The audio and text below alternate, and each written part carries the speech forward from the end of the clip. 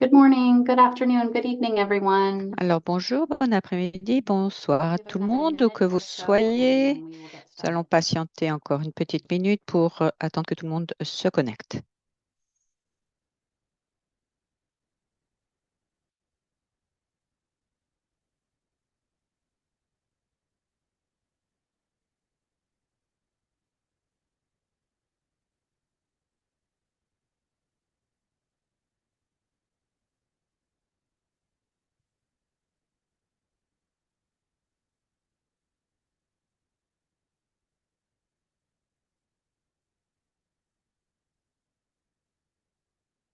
Okay, everyone, it's 2 after the hour, so let's go ahead Alors, and get started today. nous allons commencer Hi, aujourd'hui. everyone. Bonjour Good à morning, good nouveau. afternoon, good evening. Thank you all very much for joining us Merci today de vous joindre à for the cette third séance, session of Momentum's troisième webinar séance series, de notre Strengthening série Analysis in sur Routine le Maternal renforcement Health des analyses et and Newborn l'utilisation des Child données de Health routine Health. pour la santé Really maternelle, excited infantile to have you joining us et today and welcome néonatale. you to introduce yourselves Donc, in the chat. nous vous invitons à vous Um, présenter tous My dans le name is chat votre Marciana. nom. Je I am suis a Senior Research Émilie Monitoring and et Evaluation je Advisor suis with Immunology Collaborative, chercheuse and I'm really happy to pour be here with you RME. all Je suis today. très heureuse d'être avec vous Before aujourd'hui. we dig into Avant today's de subject rentrer dans le matter vif du on data sujet triangulation and sur la analysis, I just triangulation et want to l'analyse des go over a données, few je housekeeping items voudrais faire quelques in order to rappels provide everyone with the pour best que tout le experience monde possible on puisse today's webinar. bien suivre la séance. Next slide. First, note D'abord, that today's webinar and all of the sessions ce during this series webinaire will aujourd'hui be et toutes les recorded and séances seront posted to the Momentum enregistrées website. So if et you're not l'enregistrement able to sera attend all of the téléchargé sur le sessions site of the web. Donc, si series, vous ne you will pouvez be pas able to participer à l'une de ces access those séances, vous pourrez y recordings and accéder en materials shortly vous after the connectant sessions sur la take page web place. de Momentum. During today's session, some of the presenters will Aujourd'hui, speak in English and others nous speak aurons une French. présentation en We have français, simultaneous outre interpretation les présentations available en for anglais. all Nous avons le sessions of the service series, d'interprétation and simultanée I'd like to pour invite toutes les everyone séances now to et locate je the vous interpretation icon at the invite bottom of your à screen vous and connecter select the audio en cliquant channel that you would sur like le to globe en bas listen de votre into écran qui dit today's presentation. interprétation et en choisissant le canal de langue If qui vous convient. you stay in this main Si channel, vous you restez will see the presenter ici, speaking vous écouterez l'anglais directly in the original language. About one third of today's session will be et un in tiers de la French séance and d'aujourd'hui sera 2/3 in en English. français, deux tiers en anglais. On a related note, the slides that will be presented on the Les screen today will diapos, la appear in the présentation language in seront which the presenters are également speaking. My dans les colleague deux Beth will langues. share links in the chat to the Mon English-only collègue and vous donnera les French-only liens versions of the pour slides so you can follow chacune des along with the versions de cette presentation. présentation. We'll aim to give some verbal cues to note when to progress to the next slide. Alors, nous attendons les And instructions then que vous nous disiez last diapo week there will suivante ou be next a slide single pour break pouvoir for avancer. questions and answers Et during nous today's aurons session ensuite un espace de after all the questions et presentations are réponses complete. après Please click on the avoir Q&A écouté toutes les icon at the bottom of the présentations. screen Si vous avez des questions, to vous pouvez submit any également utiliser questions that you may l'option have. We'll do Q&A our qui est en best bas to de votre respond écran. to Nous questions essaierons de either répondre directly in the Q&A verbalement aux box or questions during ou our Q&A bien break. par écrit And dans le then chat. with that and with housekeeping out of the way, I think we Voilà, je are crois ready que to nous begin. sommes prêts à Next slide. commencer. Thank you. So, the purpose of this series Alors, is to invite l'objectif de participants to cette research using tools that you've used to séance est de strengthen vous the analysis présenter and les use of ressources, les routine health outils que disorders vous data pouvez for maternal, utiliser newborn, pour child, and adolescent l'analyse health des données programs in your sur la range of country SMNEA stakeholders.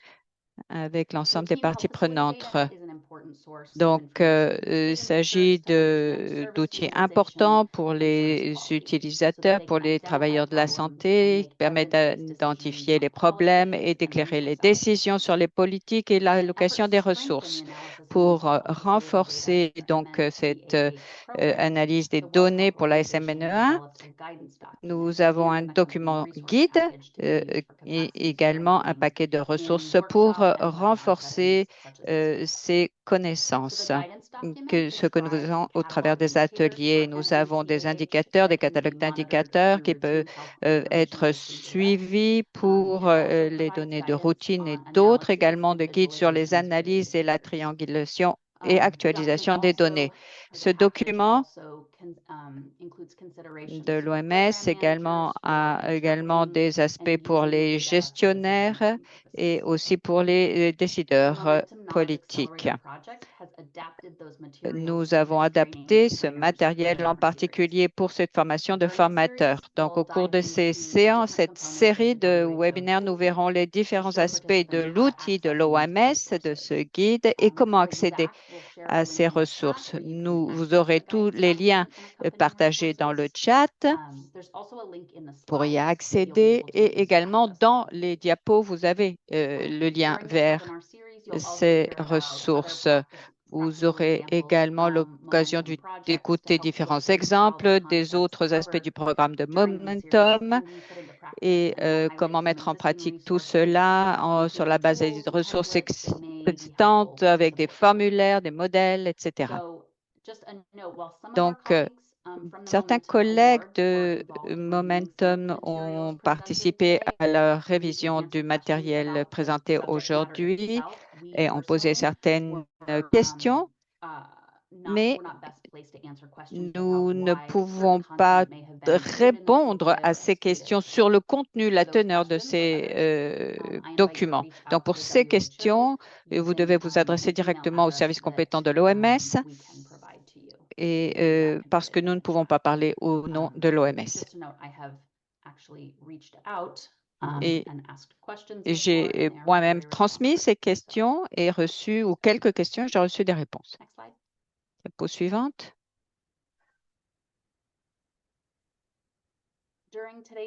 Donc aujourd'hui, le thématique, nous verrons les modules 4 et 5 sur l'utilisation des ressources de données SMNEA, l'analyse, la visualisation et l'interprétation des données sur la SMNEA. Et nous aurons une autre séance le 26 septembre dans le cadre de cette série. Alors, rappel, chaque séance est structurée de la même façon avec 4 composants. D'abord, une introduction des concepts clés liés à l'analyse et l'utilisation des données de routine avec les outils, les ressources pour appuyer votre travail dans ces domaines. Ensuite, présentation d'exemples. Et donc, des bénéficiaires des subventions de Momentum qui sont là invités pour présenter leur travail dans le cadre de chacune des thématiques aujourd'hui. Donc, triangulation et analyse des données. Si vous avez manqué les 2 premières séances, nous avons parlé de l'introduction aux données sur les structures sanitaires avec les indicateurs MSS et la deuxième a été axée sur la qualité des données. Et ces présentations sont enregistrées en français et en anglais. Vous pouvez y accéder via la page du Momentum. Alors aujourd'hui, je suis moi-même l'animatrice et nous avons avec nous Adriana Almignana et Jean Dorville. Adriana est conseillère technique de vaccination GSI et Jean est gestionnaire de données Momentum.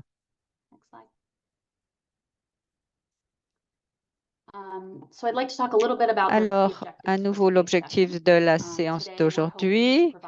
Donc, nous vous fournirons un aperçu sur la triangulation, l'analyse des données et les points clés à retenir pour appuyer les partenaires. On verra les outils, les ressources qui permettent aux partenaires de trianguler et d'analyser les données de routine, les structures sanitaires pour la SMNEA et nous utiliserons et nous écouterons Adriana sur ce qui se fait en Éthiopie et aussi l'exemple d'Haïti et aussi tout ce qui est fait pour appuyer leur travail. Alors, nous allons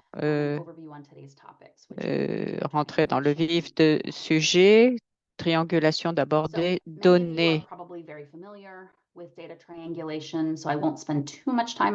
Alors, je ne vais pas passer trop de temps sur les antécédents, mais Quand on soutient les équipes locales, ce thème de la triangulation est important. Alors, qu'est-ce que c'est d'abord? La synthèse des données existantes qui proviennent de deux ou plusieurs sources pour répondre aux questions pertinentes pour la planification des programmes et la prise de décision. Pourquoi est-ce que c'est important? Pour différentes raisons. D'abord, corroborer les résultats, les conclusions, confirmer ou remettre en question certains aspects, par exemple, des différences entre deux sources de données, ensuite compenser les faiblesses d'une source et tirer parti des points forts. Si une source de données est très large sur certains, pas assez précis sur certains scénarios, il faut utiliser une autre source pour pouvoir préciser les choses. Donc, voilà l'objet ou l'idée derrière la triangulation. Et aussi, elle peut permettre d'obtenir une image plus claire pour une prise de décision basée sur des données probantes. Donc, on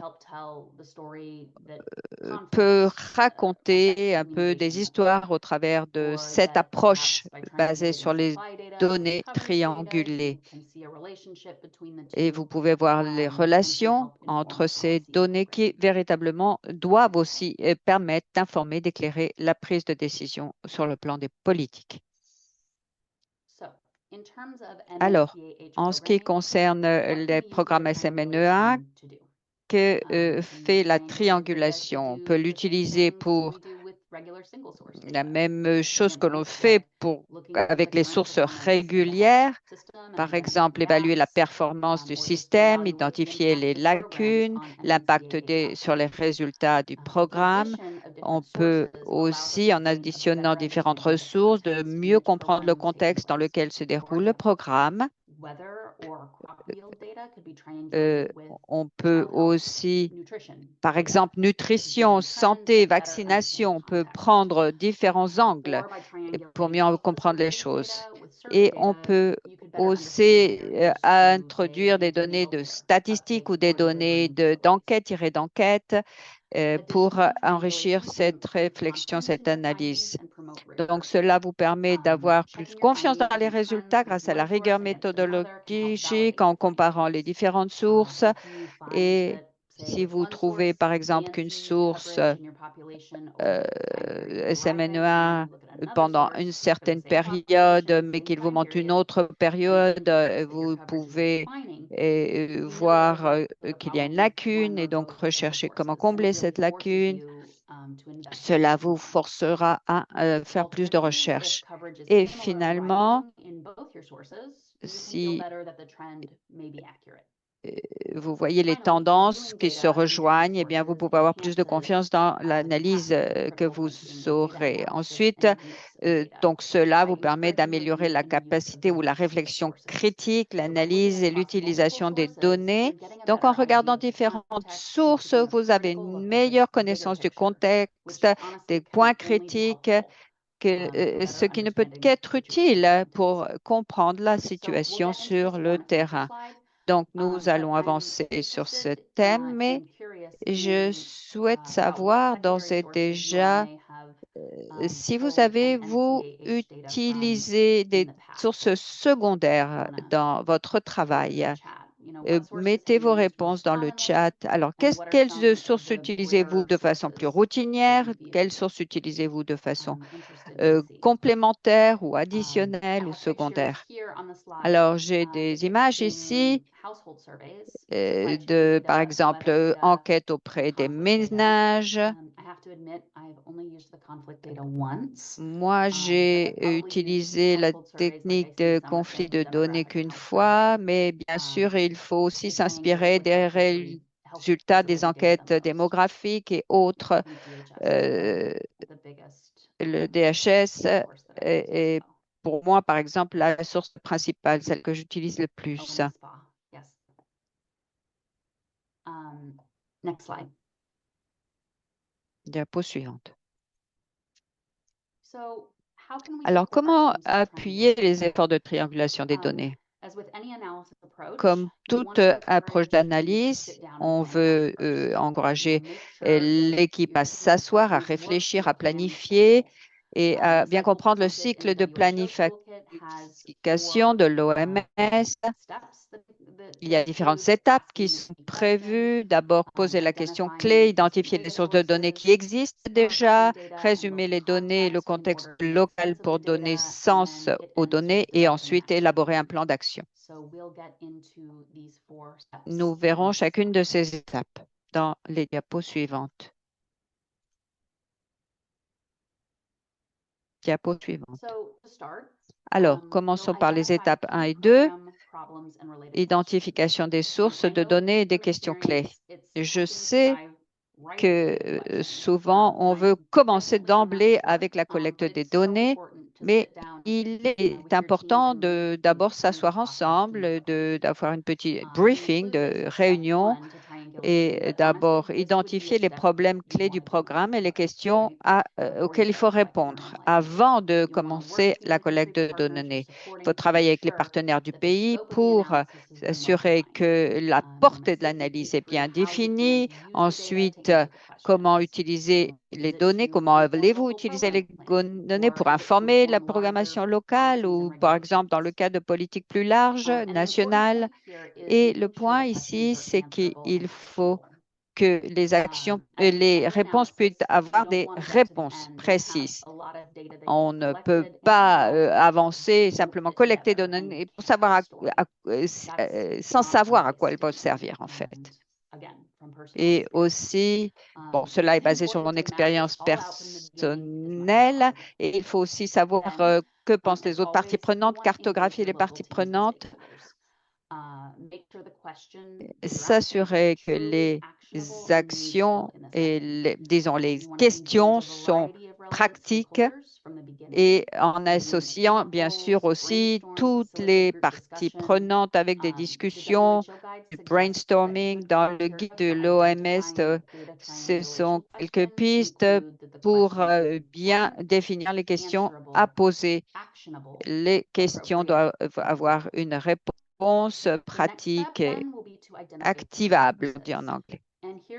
Ensuite, il faut identifier les sources de données qui vont être importantes pour vous.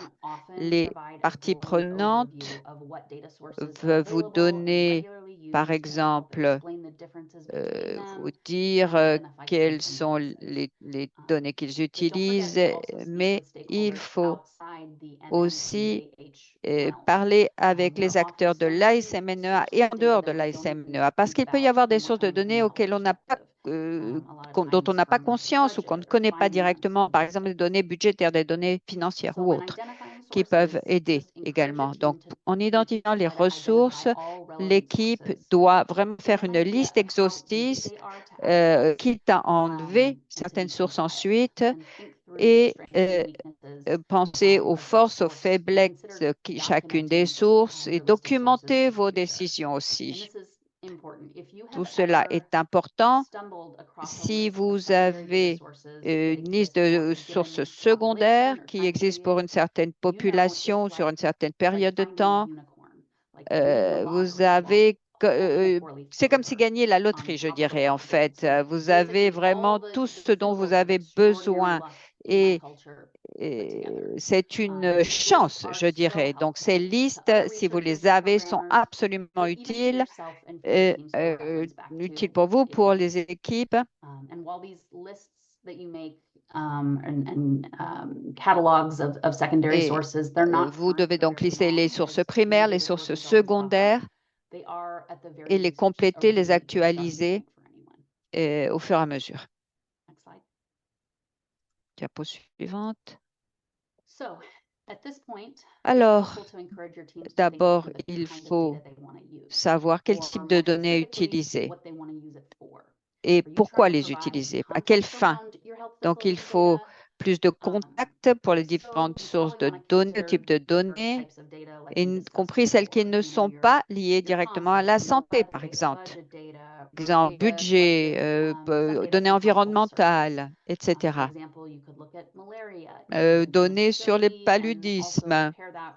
et coupler cela, par exemple, avec la distribution de moustiquaires imprégnés. Si vous voulez étayer les résultats, vous pouvez aussi prendre en compte des données similaires qui ont été collectées, mais à l'aide d'une méthodologie qui est différente. Par exemple, des enquêtes auprès des établissements de santé. Par exemple, tendance des indicateurs sur le paludisme. Vous allez rapprocher cela, ou par exemple sur la diarrhée, vous allez rapprocher cela des données précises sur le terrain. Il faut faire attention parce que les sources et les chiffres peuvent être différentes, les cohortes différentes, etc. Mais si vous voulez avoir une idée de tendance dans le temps, il faut pouvoir faire ces comparatifs. Et donc, être prudent aussi pour savoir que la triangulation se fait avec des données qui correspondent à la même période. Et il y a aussi important d'avoir des cartographies, disons, géographiques et autres sur la couverture de vaccination, point ou centre, disons, épidémique, paludique ou autre. Tout cela est important. Ensuite, pour résumer les étapes 3 et 4, il faut résumer et planifier les actions et les équipes devront le faire en évaluant la qualité des données, en évaluant les tendances, vérifier l'exhaustivité, la complétude des données, des sources, également intégrer le contexte et les connaissances locales. Les équipes locales voudront vous dire quel est le travail infirmier, vous êtes invité également d'avoir des séances de remue-ménage, de brainstorming sur les différentes hypothèses et documenter, expliquer aussi les limitations de ce type d'analyse. Et je peux vous dire que quand je n'ai pas de limite, eh bien, je peux me perdre. Donc, il faut délimiter les contours, il faut délimiter l'axe ou l'approche analytique. Et donc, voir les biais qui sont possibles ou pas. Ensuite, il faut élaborer un plan d'action après tout ce travail de remue-ménage, un plan d'action pour la diffusion de l'information, pour générer des messages clés qui soient simples, accessibles au public cible, peut-être aussi visualiser des schémas, des figures, pourquoi pas raconter une histoire à partir des données et élaborer des recommandations exploitables sur la base des résultats. Et n'oubliez pas de valider tout cela auprès des parties prenantes. Ils connaissent le contexte mieux que personne et ils peuvent vous dire si ce que vous recommandez est acceptable et ce qu'il faut prioriser. Et voilà, vous avez fait la triangulation. Le guide de l'OMS vous donne également d'autres aspects intéressants sur l'évaluation des performances des programmes SMNEA, l'estimation des inexactitudes à la population cible et l'impact aussi de la COVID, 3 axes qui sont aussi couverts dans le guide de l'OMS. Donc, pour le dernier cas, l'impact des phénomènes extérieurs sur les études, facteurs qui peuvent expliquer la perturbation dans les services de santé et dans ce cas, bien sûr, la pandémie a joué un rôle important. Donc, en résumé, la triangulation est un outil intéressant, une approche importante, mais il faut bien, comme je l'ai dit, planifier les questions, chercher la finalité, à quoi serviront les données et pour savoir comment et vous assurer de l'utilité et de la pertinence de votre travail d'analyse et de triangulation. Voilà. Sur ce, nous allons parler du soutien à l'analyse. Toutes ces thématiques dans ce guide de l'OMS. Néanmoins, on va surtout se focaliser sur la planification. Mais si vous voulez en savoir plus, reportez-vous à ce guide et aux documents connexes. Jean va nous parler de l'immunisation et de la vaccination en particulier. Alors, à quoi pense-t-on quand on parle ou utilise le mot analyse? On parle de statistiques, d'équations. Mais de quoi s'agit-il exactement? En fait, c'est le processus de renformer des numéros ou des données brutes en informations qui sont organisées, traitées, structurées, présentées dans un contexte spécifique. Et cela nous rapproche des résultats qui doivent être une politique éclairée par des données probantes ou factuelles. Diapo suivante.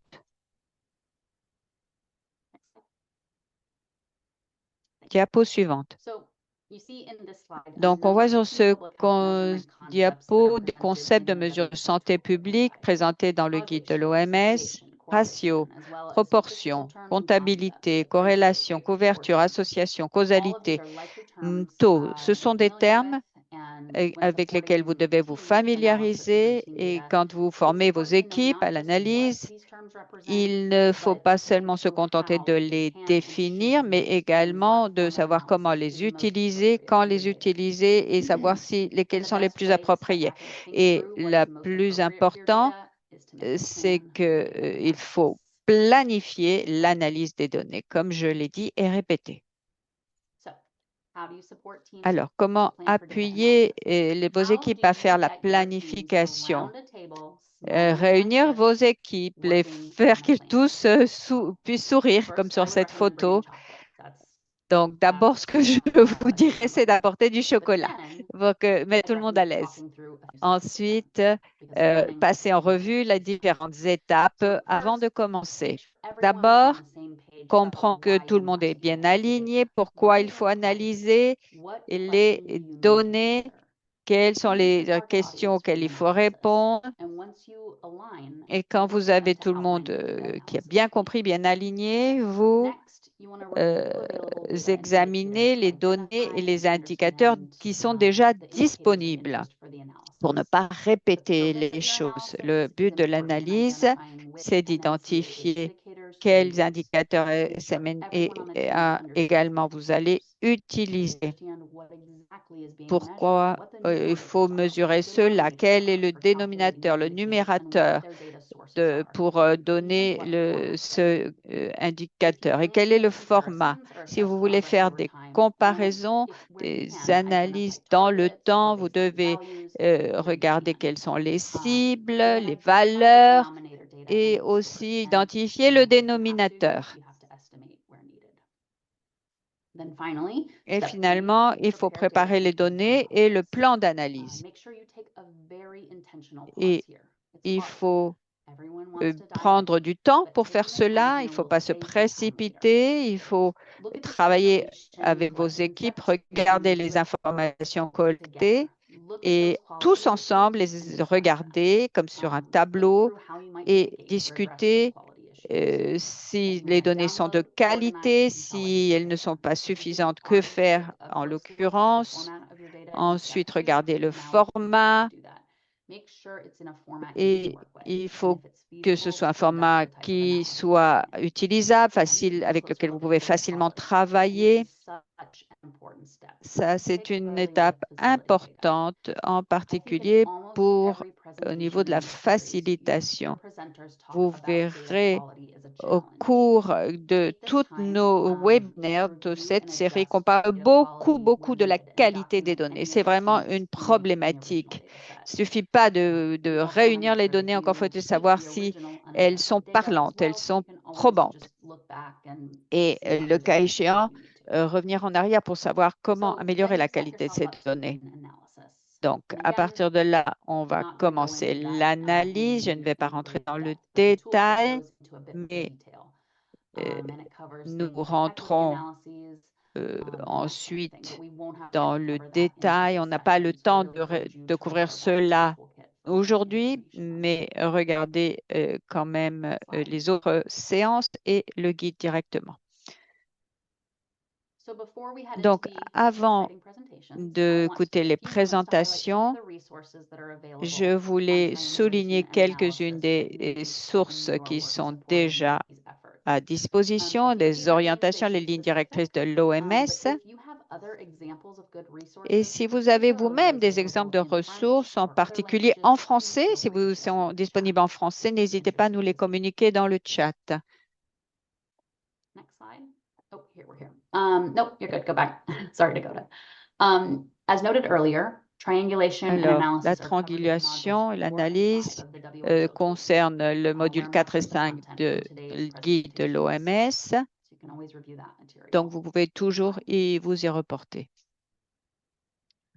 The toolkit is really nice. It includes Alors, useful le exercises that can be used with teams to toolkit, work la through trousse à concepts like outils est triangulation très and analysis of intéressante. Vous MNCH aurez des data. There's some exercices nice facilitators guides that help faciles you à to guide faire teams through some of these pour exercises. former vos équipes. Next slide.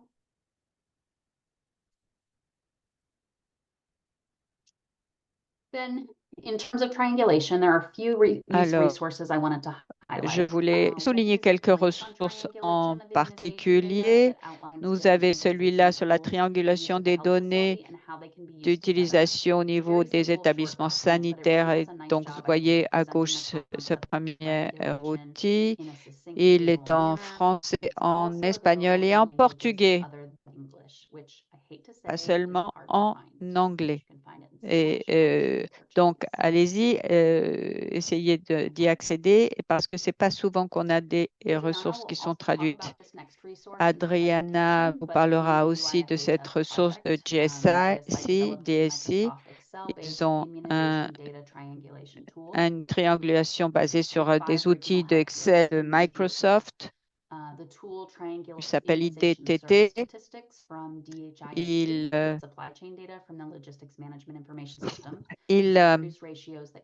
permet de produire des ratios pour les rapports, etc. Sur la vaccination, en particulier l'approvisionnement. Et nous avions aussi un article publié préalablement pour comprendre la faisabilité et les difficultés dans l'utilisation de cet outil. Toutes ces ressources sont disponibles, mais je voulais remettre tout cela à votre disposition et aussi c'est utilisé dans différentes régions. Des fois, il faudra les adapter pour l'Afrique ou pour d'autres pays. Autre ressource utilisée par l'USAID, elle n'est pas spécifique à la CMNEA, mais elle concerne l'analyse de base et les mesures. Vous la voyez ici, que certains contenus sont répétés, mais c'est aussi une trousse à outils d'aide au travail sur le terrain. Il y a également des exercices directs, mais il n'est disponible qu'en anglais. Donc, si vous-même vous avez accès à d'autres ressources en différentes langues, merci de les partager et on pourra les inclure dans cette présentation.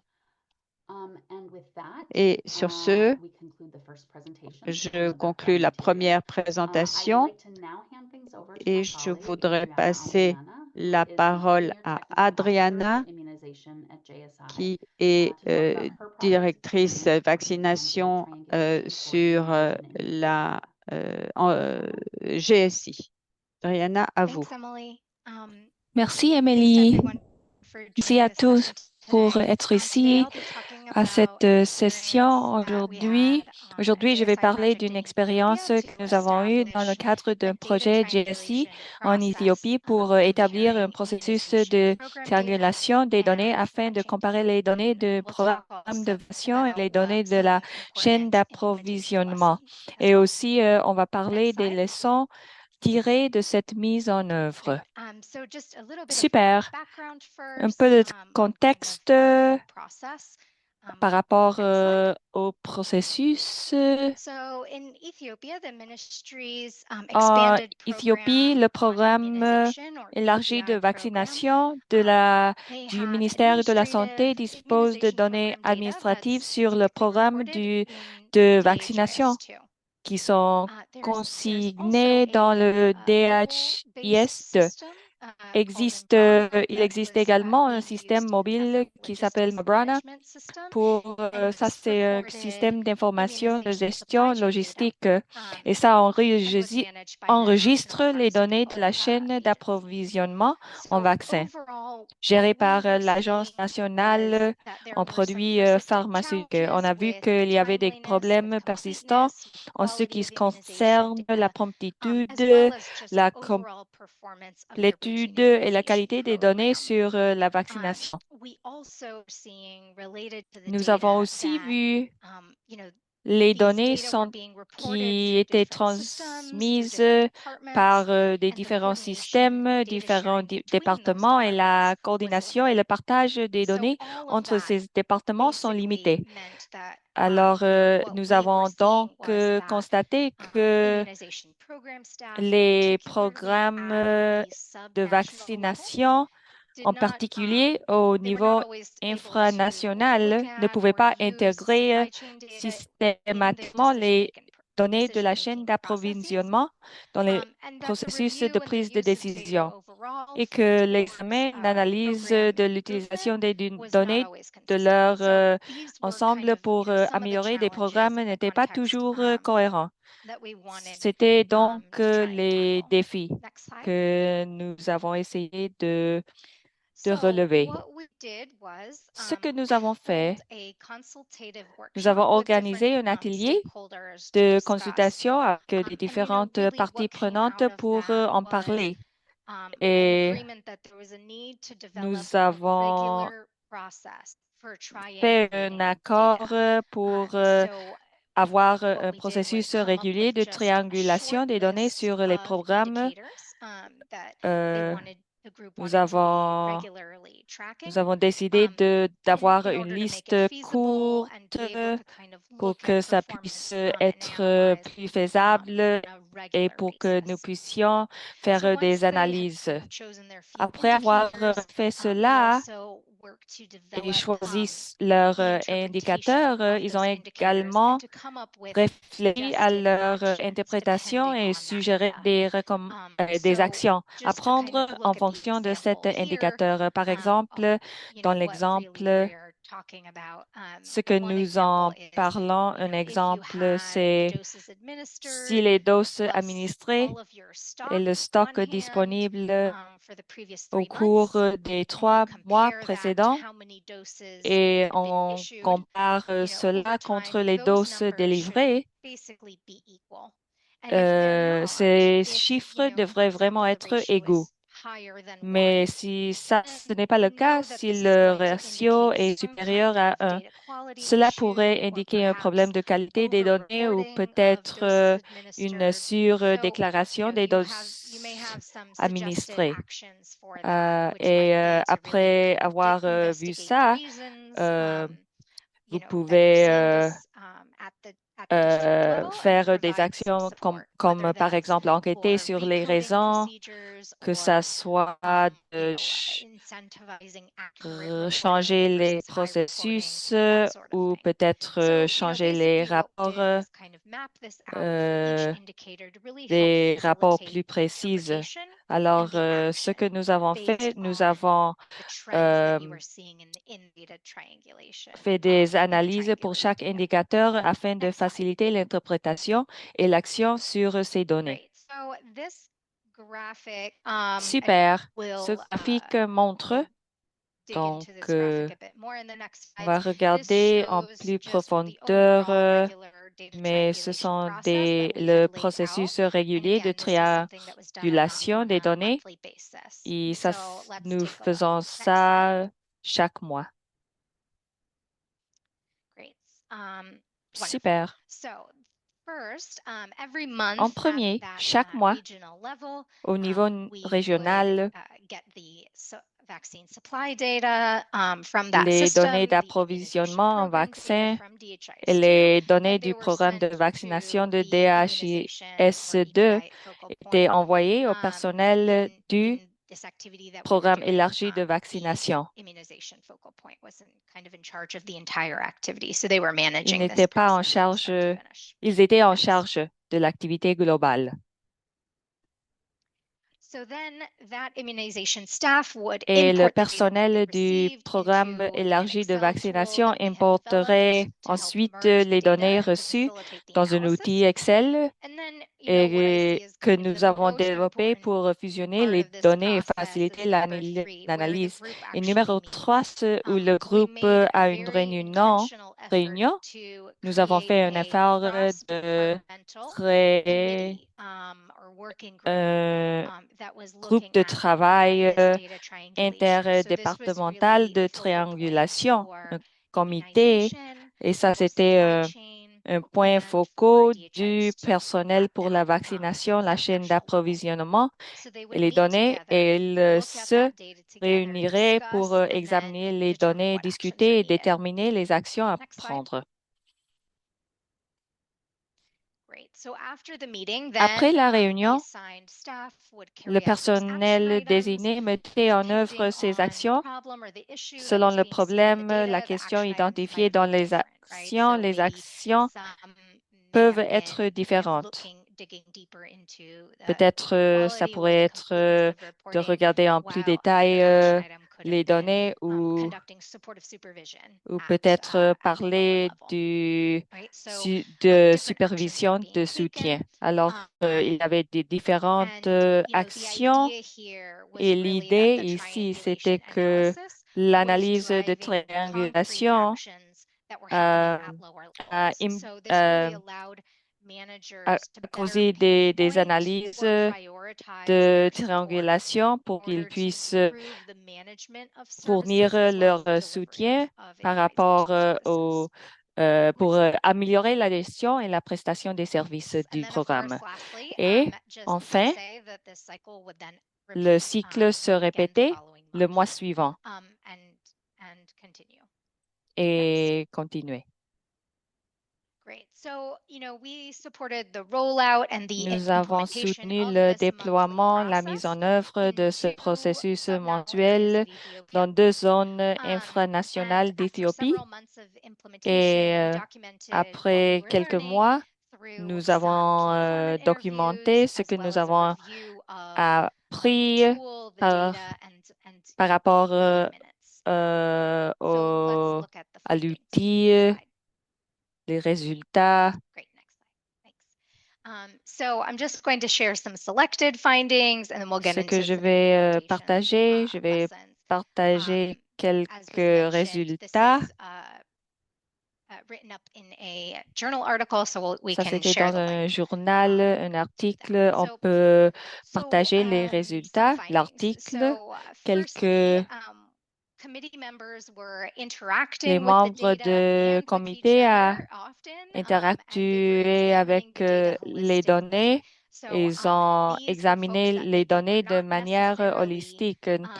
Ils n'en étaient pas nécessairement dans les réunions tout le temps ensemble, mais ça a aidé le sens de collaboration et regarder les données ensemble. Autre chose, pendant les entrevues, c'était l'idée d'avoir un examen simultané des données sur la couverture et aussi l'approvisionnement en vaccins. Ça, c'était un nouveau processus et ça a ajouté beaucoup de valeur. Beaucoup de valeur, regarder tout cela ensemble. une partie d'administration, c'était qu'il utilisait l'outil pour la prise de décision. Ils avaient des réunions et ils ont démontré une plus grande facilité d'utilisation de l'outil, que ce soit les données, les erreurs, regarder pour les erreurs. L'autre zone où on a connu, c'était une zone a connu un déploiement plus lent. Ça, c'était en 2020. Ils ont dit qu'il y avait un conflit récurrent, il y avait des vagues de COVID-19 et ces problèmes, ils ont affecté la fonctionnalité et la performance du programme de vaccination dans son ensemble et aussi ont entraîné un retard dans la mise en œuvre de cette activité. Et ce que nous avons trouvé, les rapports au système de données ont expiré, en particulier les données de la chaîne d'approvisionnement. On a pris des mesures pour améliorer la disponibilité des données avant de commencer afin de garantir la disponibilité de données adéquates pour la triangulation et l'analyse. Ça, c'était un processus continu. Le travail a été fait en amont et s'est poursuivi. Et pour ça, nous avons vraiment encouragé le personnel à commencer avec les données dont ils disposaient. Nous allons parler de cela plus tard. Super. Je vais parler des résultats documentés, quelques exemples. Il y avait une augmentation du nombre de sites. Il y avait une analyse qui regardait qu'il y avait une faible couverture en ville, mais il y avait des approvisionnements adéquats en vaccins. L'action qu'ils ont pris, l'équipe de programme élargi de vaccination a rencontré le personnel du district pour identifier les problèmes et ce qui s'est passé de cela. Ils ont été d'accord et ils ont lancé plus de sites pour que les personnes dans la communauté qui n'étaient pas tellement près des sites pourraient y aller. Et aussi, il y avait population ciblée révisée. Ils ont vu qu'il y avait une performance inférieure et ce qui s'est passé est qu'il s'est rendu compte qu'il y avait des zones, il y avait des communautés raisonnées. Et ils ont pu réviser la population cible, ajouter le micro-plan pour prendre en compte tout cela.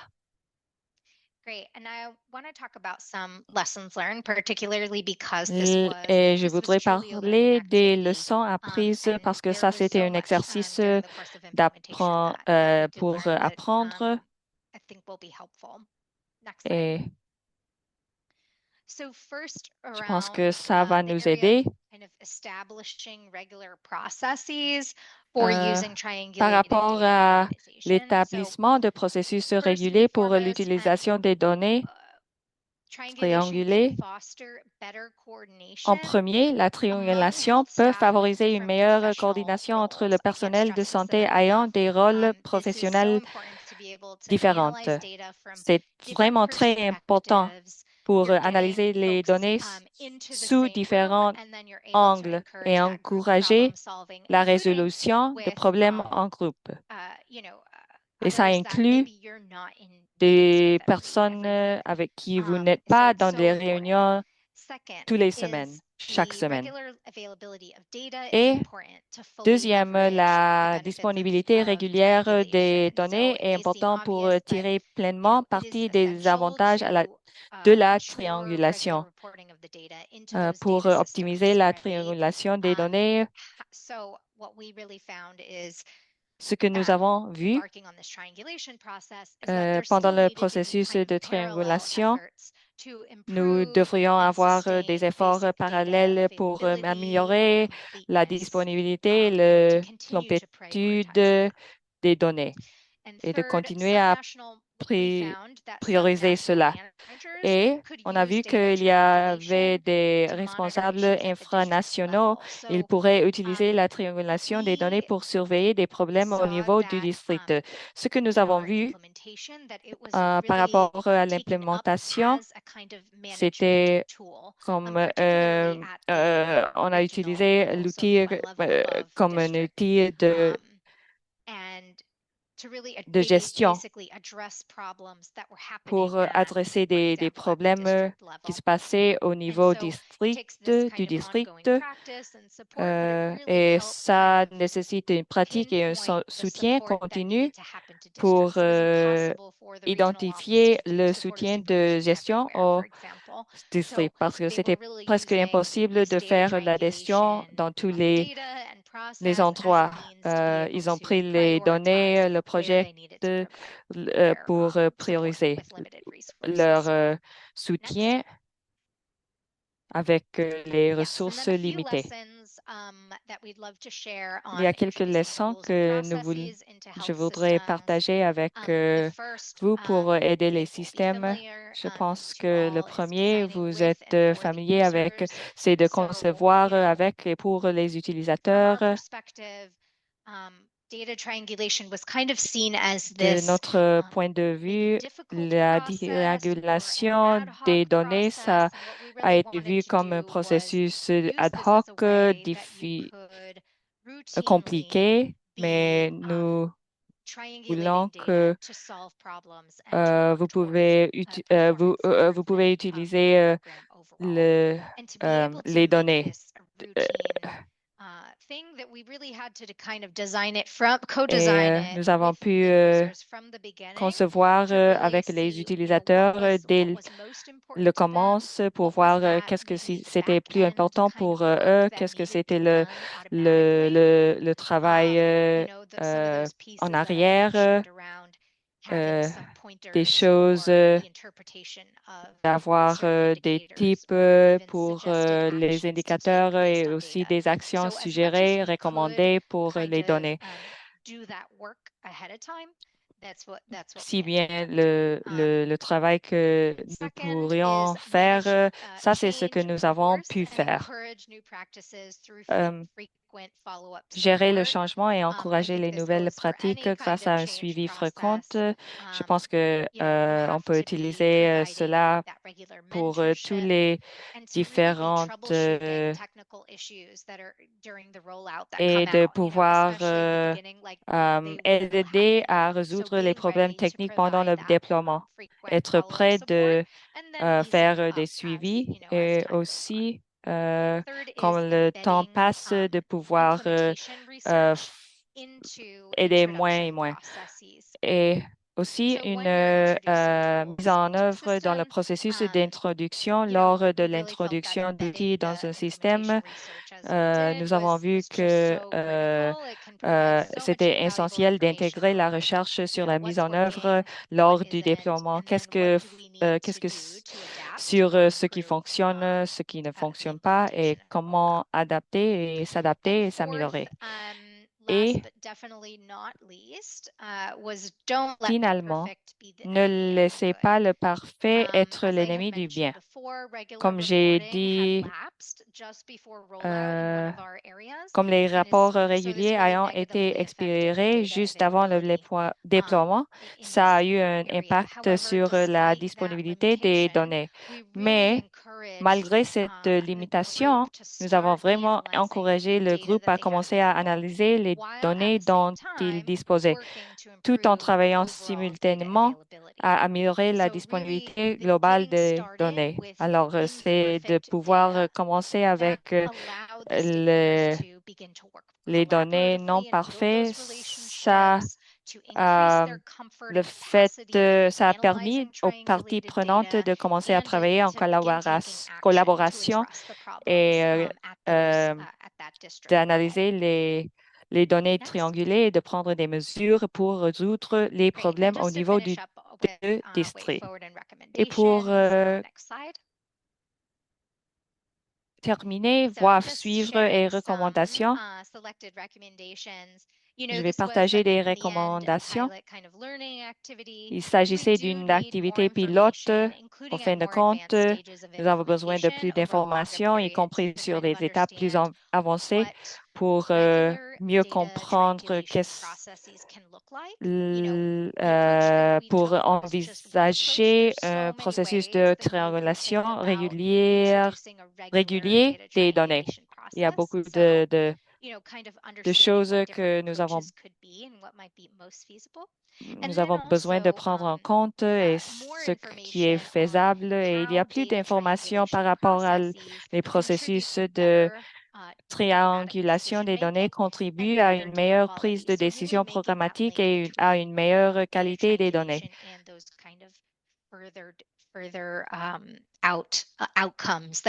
Et d'avoir des résultats qu'on attend. Enfin,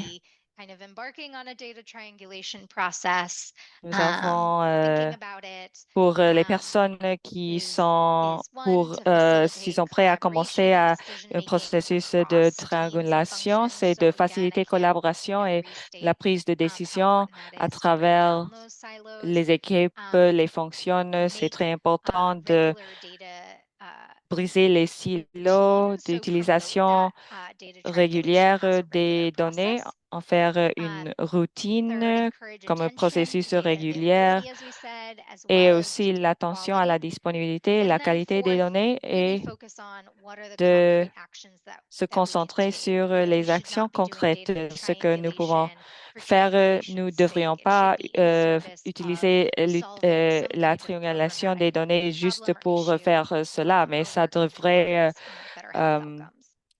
être une solution à un problème ou si vous travaillez pour avoir un résultat meilleur.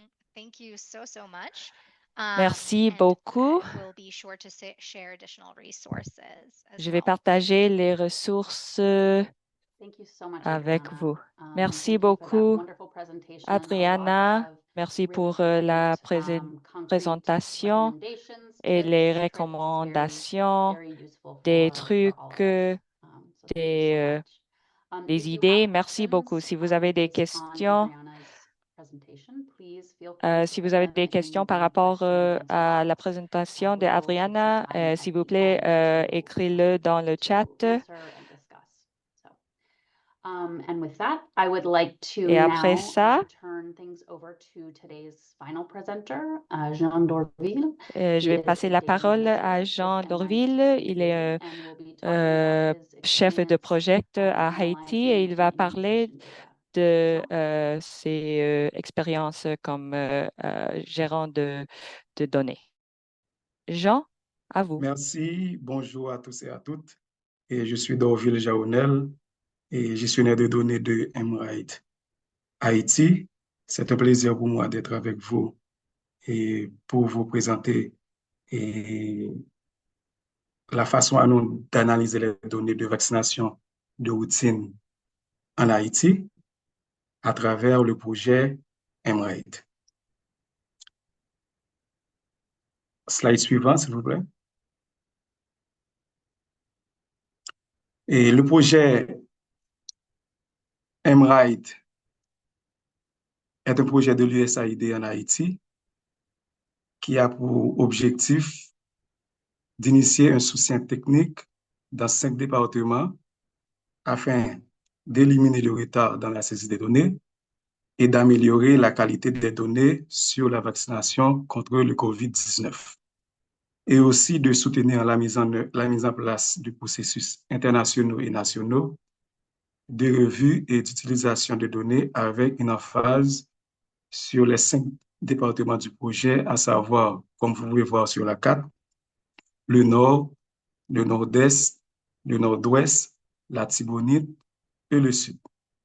Slide suivant.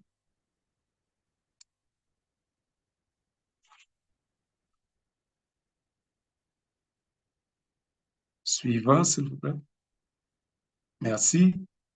Maintenant, pour atteindre les objectifs, et le projet Emride a mis en place plusieurs activités, comme des missions de supervision et des ateliers de correction et de validation de données. Aussi, organisation des réunions de revue, d'analyse et d'interprétation de données. Cette activité se fait à plusieurs niveaux. Au niveau central, à travers l'UCNPV et l'UEP, qui sont des organes déconcentrés du ministère, et au niveau départemental, à travers les directions sanitaires, où on a des activités de façon hebdomadaire, comme les salles de situation et de monitoring, où on présente les données pour les analyser avec les cadres de chaque département. Aussi, il y avait des formations pour renforcer la capacité des cadres. Ces formations se portaient sur l'interprétation et l'analyse des données, mais toutes ces formations ont été réalisées de concert avec Shishu, qui est un partenaire de Emride Haïti. Et au cours de ces séances de formation, pas moins de 124 cadres des départements ont été formés. Mais aussi, il y avait des activités de validation de données sur DHIS2. Bien avant le projet Emride, le gouvernement utilisait déjà DHIS2 pour enregistrer les patients. Mais il y avait surtout beaucoup d'erreurs dans les enregistrements. Il y avait des écarts dans les saisies. Il y avait aussi beaucoup de données pendantes qui ne se sont pas encore saisies. Maintenant, avec l'arrivée du projet, Emride a procédé à des séances pour essayer de vérifier les données qui sont dans les sources, dans les registres, pour les valider, et ensuite procéder aux enregistrements des données qui ne sont pas vraiment encore été enregistrées sur le système. C'est pourquoi on a corrigé 51 114 dossiers et on a saisi sur le système DHIS 62 265 dossiers qui étaient pendants à travers les registres. Suivant.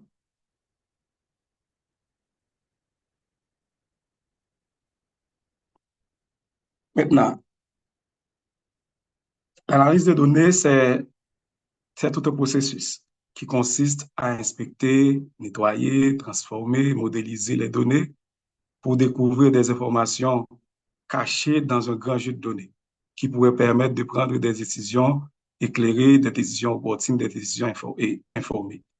Cela pourrait inclure à identifier les données significatives et établir les relations qui existent entre elles, utiliser des techniques statistiques pour comprendre les tendances et les modèles dans les données, et aussi essayer de visualiser les données pour une présentation claire et facile à comprendre. Vous pouvez avancer.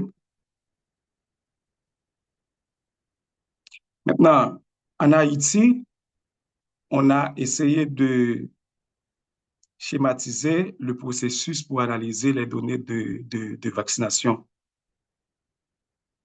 Et ça se fait comment? Ce sont les données agrégées qui proviennent des différentes institutions sanitaires. Les rapports arrivent au niveau du département. Il y a un opérateur de saisie qui, avant de saisir les rapports sur le système DHIS2, vérifie la cohérence des données. Maintenant, après cette vérification, les données sont saisies sur le système DHIS2. Les rapports mensuels, ce sont des rapports consolidés. Ça, c'est l'étape 1. Maintenant, l'étape 2 consiste à valider les données au niveau institutionnel. Maintenant, on ne valide pas avant, c'est pour justement ne pas empêcher le département d'avoir une promptitude acceptable aux yeux du ministère. C'est pourquoi il suffit de vérifier la concordance des données, on saisit. Mais après la saisie, comme étape 2, les données sont validées avec les institutions ou les cadres du service statistique départemental se déplacent vers les institutions pour vérifier les données sources, c'est-à-dire à travers les registres, et comparer avec les rapports mensuels envoyés par les institutions. Et généralement, il y a toujours des petits écarts et ces écarts sont corrigés sur place. Les rapports mensuels sont corrigés car il y a une copie qui reste au niveau de l'institution et une copie qui est envoyée à la direction. On corrige les rapports qui se trouvent dans l'institution au niveau de l'étape 2, après la validation et la vérification des données à travers les registres. Maintenant, l'étape 3, il y a les données qui sont corrigées après la validation sur la plateforme DHIS2. C'est-à-dire, lorsqu'on retourne après la validation, l'opérateur de saisie encore corrige les données sur DHIS2 qui ont été saisies préalablement pour analyse. Maintenant, les données sont saisies, les données sont vérifiées et corrigées. Maintenant, les données sont prêtes pour être exportées pour commencer l'analyse. Les données généralement sont exportées à travers DHIS2 sur Excel pour subir le premier traitement. C'est-à-dire les données sont traitées sur Excel, qui est l'étape 4. Maintenant, dans l'étape 5, les données sont chargées sur Power BI. C'est le logiciel qu'on utilise pour analyser les données. Maintenant, c'est dans Power BI que nous transformons les données s'il y a nécessité. Puis, on crée les visuels pour élaborer des rapports qui sont ensuite partagés sur Power BI Service ou de les exporter ensuite comme en fichier PDF ou en fichier PowerPoint pour les partager avec les différents responsables du programme pour essayer de voir, analyser les données pour prendre des décisions éclairées. Next. Maintenant, que cherchent vraiment les responsables du programme lorsqu'ils analysent les données? Généralement, c'est pour observer les tendances des couvertures vaccinales. C'est pour essayer de voir les couvertures vaccinales par commune, par zone ou par institution. C'est d'essayer d'examiner les taux d'abandon par institution, par commune. Et aussi, c'est de comparer les enfants 0-12, c'est-à-dire des enfants qui n'ont pas encore reçu le Penta 1, et les enfants sous-immunisés qui ne sont pas encore reçus le Penta 3. Et aussi évaluer la proportion des personnes qui sont complètement vaccinées. Mais dans tout ça, généralement, les responsables cherchent tout d'abord à analyser les zones qui ont un bon accès ou un mauvais accès et les zones qui ont une bonne ou une mauvaise utilisation du service de vaccination. Aussi, à travers les données, les responsables cherchent à définir des critères pour catégoriser les zones et aussi des critères pour prioriser des zones, pour savoir où effectuer des interventions pour accélérer la vaccination. Et pour faire cela, généralement, il y a 2 antigènes qui sont pris en compte. C'est le Penta 1 et le Penta 3 qui sont 2 antigènes traceurs qu'utilise le ministère de la Santé publique pour évaluer de façon générale tout le programme de vaccination en Haïti. Par exemple, pour déterminer si une zone a un bon accès ou un mauvais accès, généralement, ça se fait à travers la couverture vaccinale en Penta 1. Si une zone ou une localité a un taux de couverture vaccinale en Penta 1 inférieur à 50, on considère que cette zone a un très mauvais accès de services de vaccination. Par contre, si cette localité se situe entre 50 et 79%, on dit que cette localité a un mauvais accès au programme de vaccination. C'est-à-dire, cette localité se met en jaune. Mais si cette localité se situe, c'est-à-dire la couverture vaccinale en Penta 1 est supérieure à 80%, on dit que cette zone a un bon accès et cette zone se met en vert. Mais à part de la couverture en Penta 1, on considère aussi, ou bien on compare avec le taux d'abandon. le taux d'abandon qui se calcule entre Penta 1 et Penta 3 pour essayer de voir s'il n'y a pas d'interdiction au cours de la route pendant que l'enfant prenne ses vaccins, s'il n'y a pas abandon au niveau du calendrier vaccinal. Maintenant, si le taux d'abandon est inférieur à 10%, on dit qu'il y a une bonne utilisation du service de la vaccination. Si le taux d'abandon est supérieur à 10%, on considère automatiquement qu'il y a une mauvaise utilisation du service de la vaccination. Maintenant, tout ça, c'est pour essayer de catégoriser les zones. Il y a des zones catégorie 1, on met en vert, c'est lorsque la couverture vaccinale en Penta 1 est supérieure à 80% et le taux d'abandon est inférieur à 10%. On dit que cette zone a un bon accès et une bonne utilisation, c'est-à-dire un grand nombre d'enfants commencent et terminent leur série de vaccination. Maintenant, cette zone se met en vert. Il y a aussi la catégorie 2 qui est en bleu, où lorsque la couverture Penta 1 est supérieure à 80% et le taux d'abandon est supérieur à 10%. On considère que cette zone a un bon accès et une mauvaise utilisation du service. C'est-à-dire, il y a un grand nombre d'enfants qui commencent leur série de vaccination, mais qui ne terminent pas leur séance de vaccination. Cela pourrait être dit maintenant, et lorsque les responsables analysent les données, ils pourraient dire que s'il y a un mauvais accueil, il y avait des ruptures de vaccins, il y a insuffisance de communication dans les calendriers vaccinaux, etc. C'est ce genre de choses que les responsables de programme essaient de comprendre, recherchent lorsqu'ils analysent ces données. Il y a aussi une troisième catégorie qu'on met en jaune, c'est lorsque la couverture Penta 3.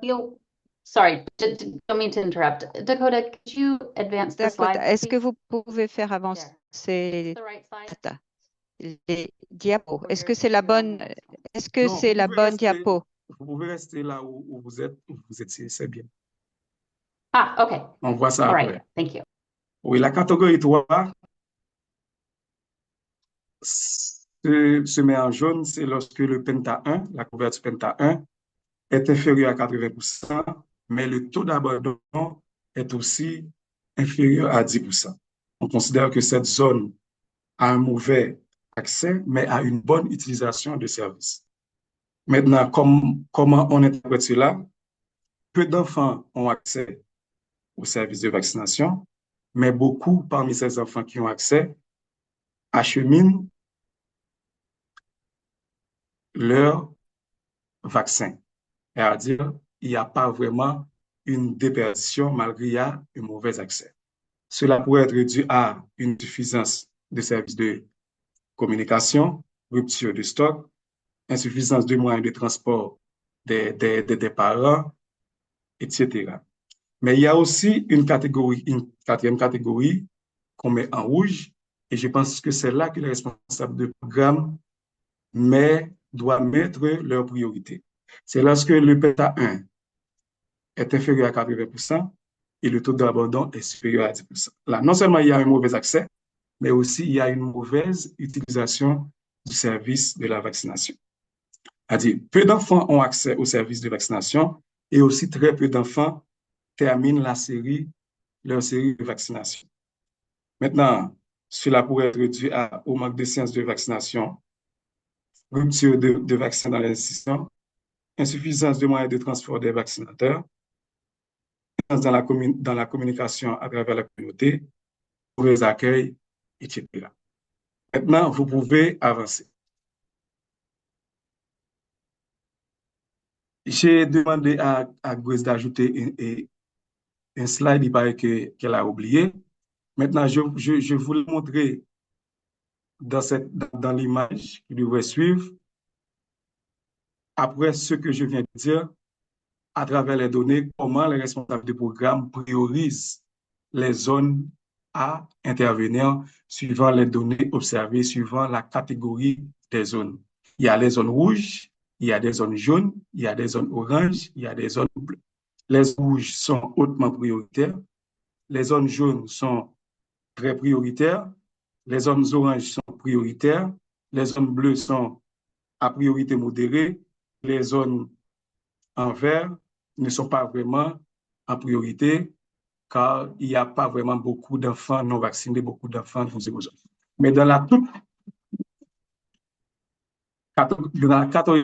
catégorisation, il faut toujours prioriser les zones où il y a beaucoup plus d'enfants zéro dose, ou du moins beaucoup plus d'enfants non vaccinés.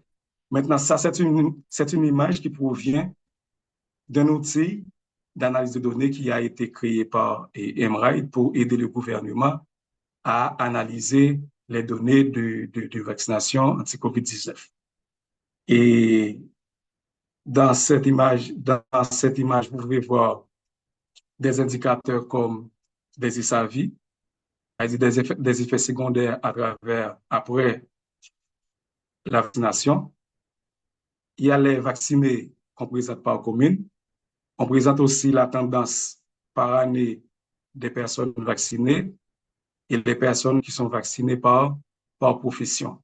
Maintenant, tout ça pouvait être filtré par sexe à gauche, par département, par année, dépendamment de l'information qui est recherchée par le ou la responsable dans leur séance d'analyse et d'interprétation de données. Vous pouvez avancer.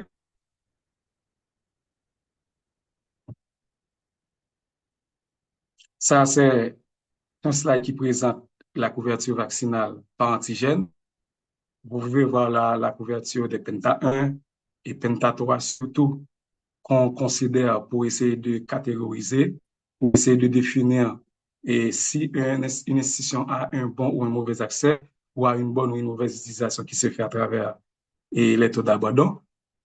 Maintenant, chaque commune, chaque département peut extraire ces informations pour les analyser et voir si leur zone a un bon ou une mauvaise utilisation de services de vaccination. C'est-à-dire l'outil est disponible et est exploitable par département et est aussi exploitable au niveau national. C'est-à-dire c'est cet outil qu'on utilise pour analyser les données à travers les données, les informations, les visuels qui sont disponibles sur ce tableau de bord qui est disponible sur Power BI Service. Vous pouvez avancer.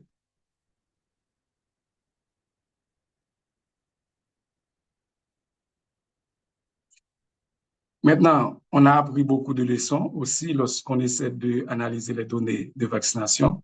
Généralement, il y a toujours les manques d'informations essentielles dans les enregistrements. Maintenant, il faut se débrouiller pour trouver les données, soit d'aller directement dans les institutions à travers les registres pour compléter les données manquantes. On a pu constater qu'il est essentiel d'investir dans la formation des professionnels de santé pour garantir une collecte de données complète. Mais aussi, généralement, les responsables de programmes n'utilisent pas vraiment l'analyse des données pour prendre des décisions éclairées.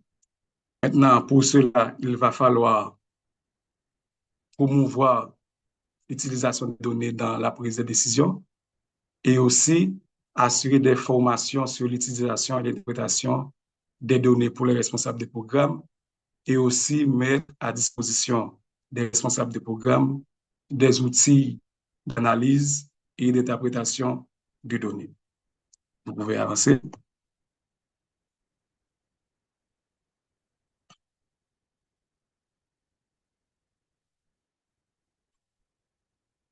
Maintenant, comme recommandation, comme je viens de dire, c'est de rendre disponible des outils d'analyse, faire la promotion pour l'utilisation des données en vue de la prise des décisions opportunes et aussi assurer la formation des responsables de programmes sur l'utilisation et l'analyse des données.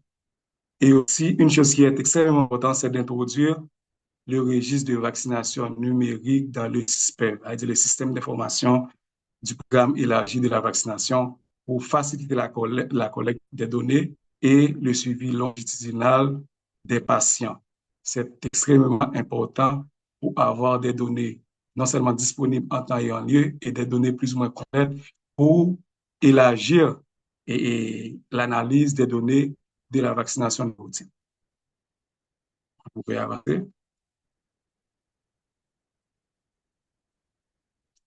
Maintenant, comme impact de l'analyse des données sur la vaccination, on a pu constater qu'avec l'appui et l'application de Momentum en Haïti, nous pouvons mieux assurer la gestion de données de bonne qualité, capables de favoriser des analyses de données sûres.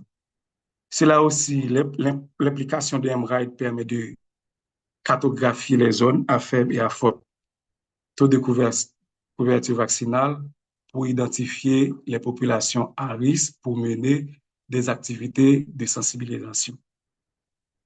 Permet aussi de trianguler les données de consommation de vaccins avec les zones de vaccins administrés, car c'était un problème, un casse-tête tout avant.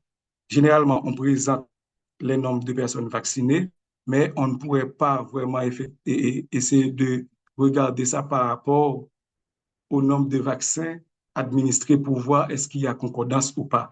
Maintenant, avec l'arrivée de MRIDE, cela a facilité de faire cette triangulation et je pense que cela apporte un plus dans l'analyse des données de vaccination en Haïti.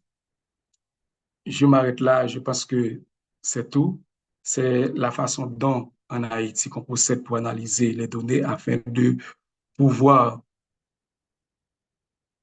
intervenir dans des zones à risque afin de prendre des décisions éclairées pour plus ou moins améliorer la qualité de services de vaccination en Haïti. Merci, c'était avec vous, Dorville Géronel, le gestionnaire de données de Momentum Haïti. À vous pour les questions, je suis disposé et disponible.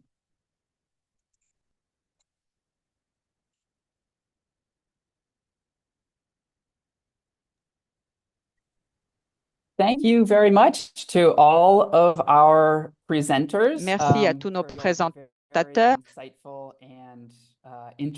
pour toutes ces présentations. Nous avons un bon nombre de questions déjà posées. Il y a eu déjà quelques réponses et quelques discussions dans l'option questions-réponses. Et maintenant, je vais adresser quelques-unes des questions déjà posées à nos intervenants. D'abord, à Jean. Quelles sont les suggestions ou recommandations pour les autres pays qui travaillent avec les partenaires locaux, les ministères, pour les aider à mieux analyser ces données de routine? Bon, généralement, je pense que le premier conseil, c'est de s'approprier avec les responsables locaux pour les aider à comprendre que vous êtes là pour les aider. Parce que généralement, il y a toujours des réticences pour trouver les données, pour trouver les informations recherchées. Maintenant, si on montre qu'on est là pour aider, on est là pour faire avancer les choses avec eux, les gens pourraient mieux vous accompagner dans la démarche. Mais généralement, ils sont toujours réticents pour collaborer. C'est la communication, c'est l'observation et votre capacité à proposer surtout des choses qui pourraient les aider effectivement, qui pourraient plus ou moins vous aider à avancer dans votre travail.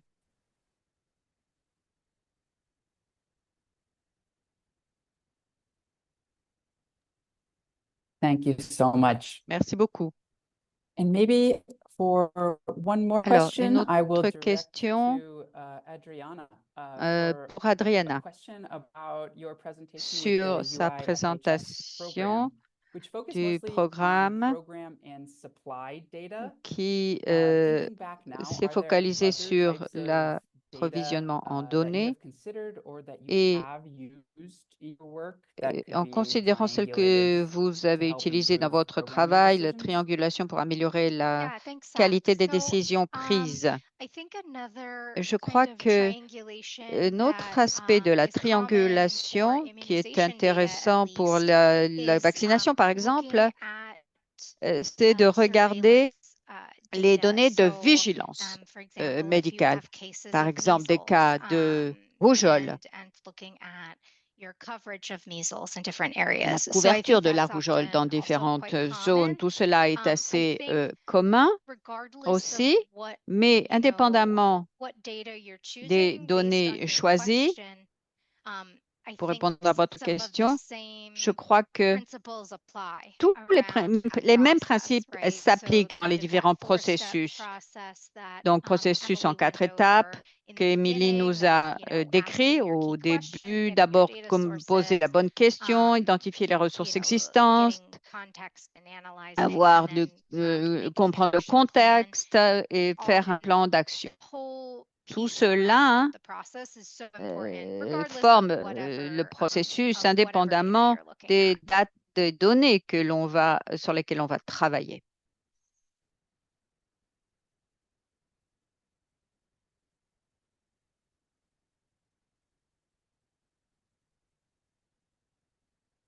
Thanks, Adriana. Merci, Adriana. Alors, je ne vois pas beaucoup d'autres questions et je crois que nous arrivons presque à la fin et je vais repasser la parole à Émilie pour peut-être conclure. Great. Thank you so much, Zach. So let's see. I want to say, Alors, nous n'entendons pas Émilie, le son est troublé. Le son est perturbé. Le son, on n'entend pas. On ne l'entend pas. Okay, all right, sorry all. So, thank you all. Alors, merci à nos intervenants pour leur bonne présentation, brillante interprétation, Adriana et Jean. Beaucoup de discussions dans le chat. Et je laisse également mis quelques commentaires dans l'option questions et réponses, l'utilisation des données. Et cela nous permet de faire la transition vers notre prochaine séance qui est sur l'utilisation et l'interprétation des données. Alors, on se focalisera sur l'utilisation, l'exploitation des données proprement dites. On aura également des illustrations de la part de pays Momentum et cette séance aura lieu la semaine prochaine. Donc, vous pouvez utiliser le même lien d'enregistrement que utilisé pour cette séance. Donc, merci aux présentateurs, merci aux interprètes et merci à l'équipe également pour rendre cette séance possible. Merci aussi, bien sûr, aux participants. Merci de votre participation active et à bientôt.